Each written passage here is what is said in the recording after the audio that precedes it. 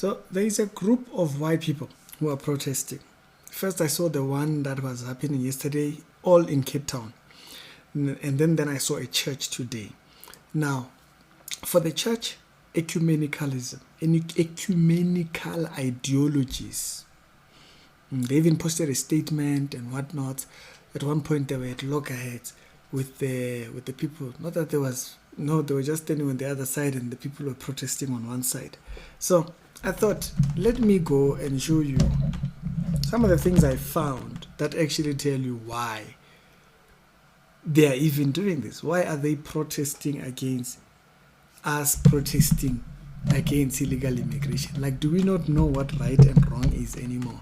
To a point where people who claim to be a church have no context of right and wrong, have no concept of borders anymore. To a point where we have to explain what borders are.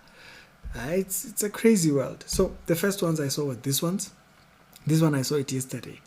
The moment I saw abolish borders, do you see that placard that the lady in the red thing is wearing? You see that?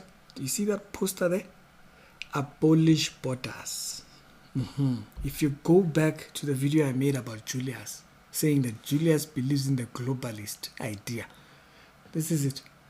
A globalist idea or a globalist agenda, it wants no borders. That's the system of Antichrist.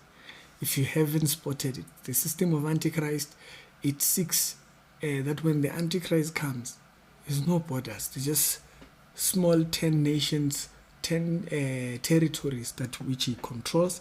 It's an Antichrist system. So you can see here it goes beyond EFF. But you will also notice something. This is not about migration. I say defend migrants. This is not about migration, madam. It's about illegal migration. Illegal migration. But you don't know the difference. No problem.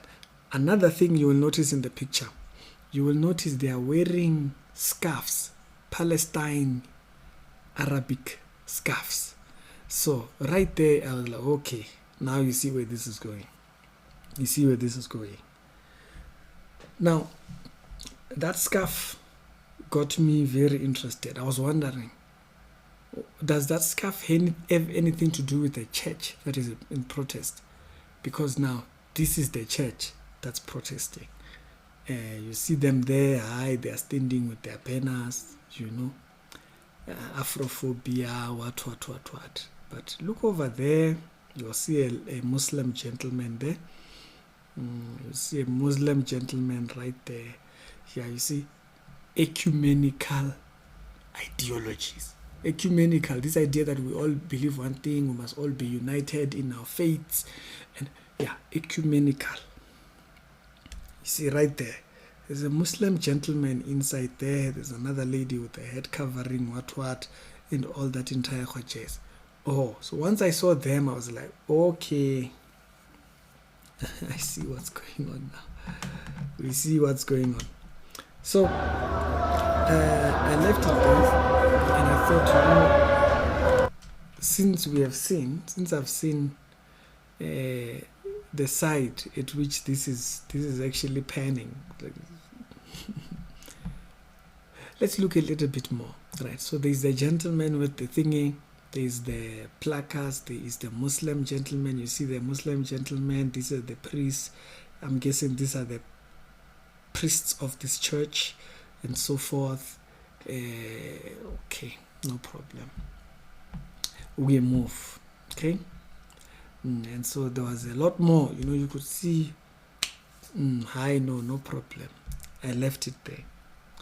Now, this particular church, it's a cathedral. I don't know, is it an Anglican church or is it what? St. George's Cathedral. That's the name of the cathedral. This is the one in Cape Town. They are standing outside, by the way. They're standing right outside that tree that you saw. So, okay, now we've seen the place, we've seen the people. We can see some similarities between all these protests that are going on, and much like you see it right here. This is where they are standing in that picture. Okay, so they are standing under that tree.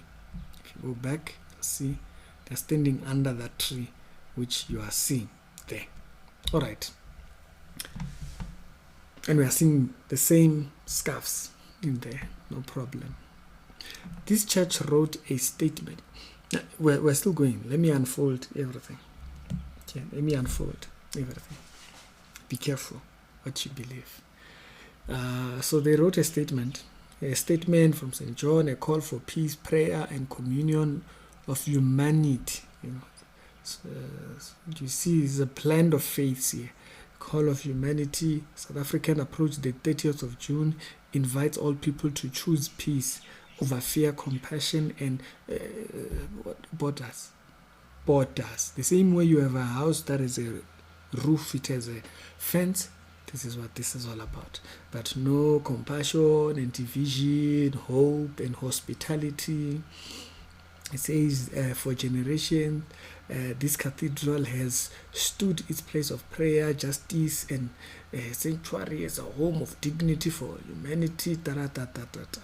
We recognize that many South Africans carry deep frustration with unemployment, poverty, crime, and insecurity.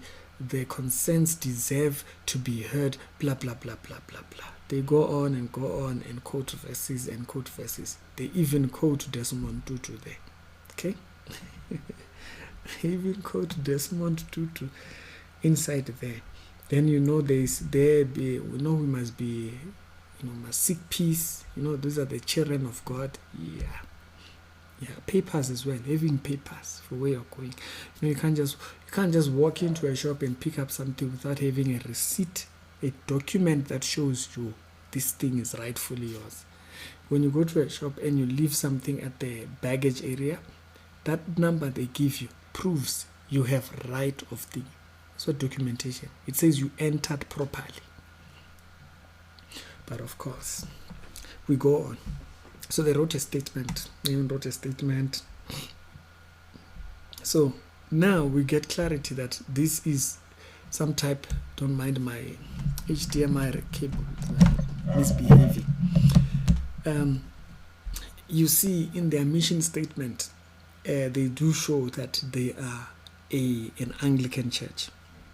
Okay, they're an Anglican church right there. In the thing. Oh, okay, no problem. Anglican Church. Now, this particular cathedral, remember what I said? It's Saint George's Cathedral. Okay. So I had a question about the gentleman who was the Muslim. Now remember, ecumenical. When I went in one of their posts, I saw this. Here I saw this, and if you already know that this year, gift of the givers, you know this, you know what I'm talking about. Saint George's Cathedral is partnered with a Methodist church, Tata, whichever church that is, responding to the need of Zimbabwean Tata, hundreds of Zimbabwean, many Tarata children, blah blah blah, undocumented. Now we have answers. They are in partnership with the Muslims. This church that's protesting against people protesting. That's saying no, hospitality. They don't care about documentation. No, hospitality. This church is part of the people that were there doing donations with the Muslims. Now, if you know Muslims, you will know Muslims use charity. They call it zakat. They use charity to convert. They don't just do charity. They use charity as a way of conversion. So, that same church that's protesting against us protesting is one of the people that had partnered with the gift of the givers. You can see the track here is gift of the givers. Now, if that doesn't mean anything to you, don't worry, give me a second. Don't worry, give it a second. The gift of the givers. Remember the 130. Okay? Let's go through it properly. Don't worry. Let's go through it properly. Remember the 130 Palestinian refugees who didn't have papers.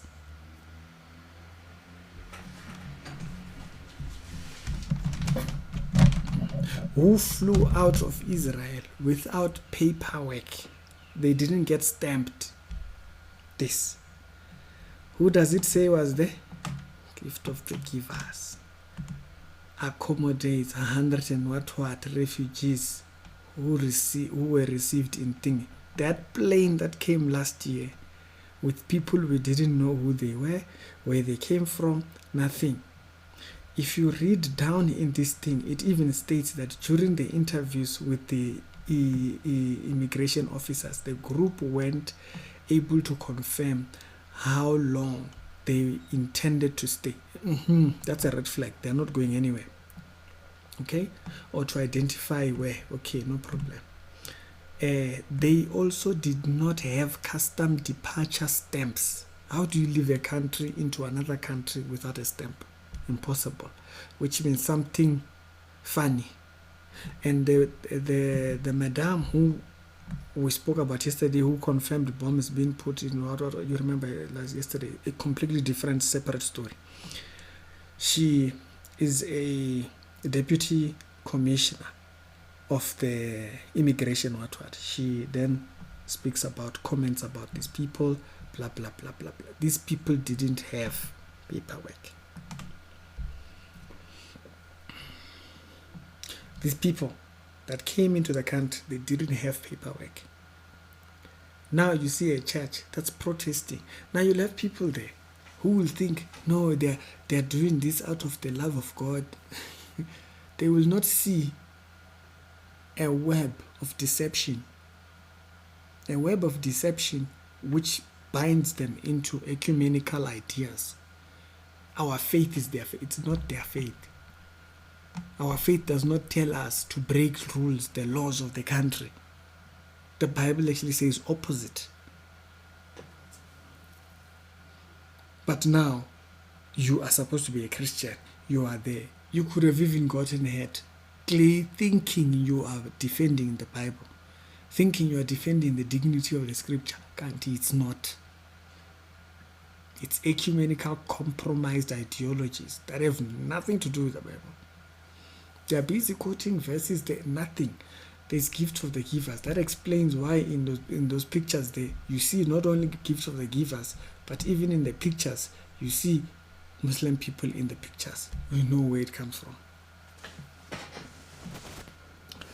You see, if there's an area where you are not proper doctrinally, one of these ideas will catch you.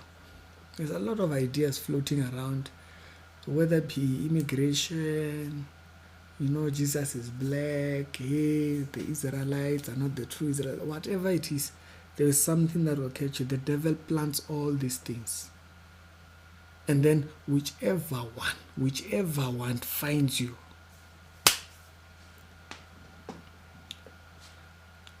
some of them might have even thought, yeah, they're doing God's work. Little do they know. If you're doing God's work, what is your business with Muslims? Muhammad, the Muslims do not believe in the book that you believe. They believe yours is actually corrupt.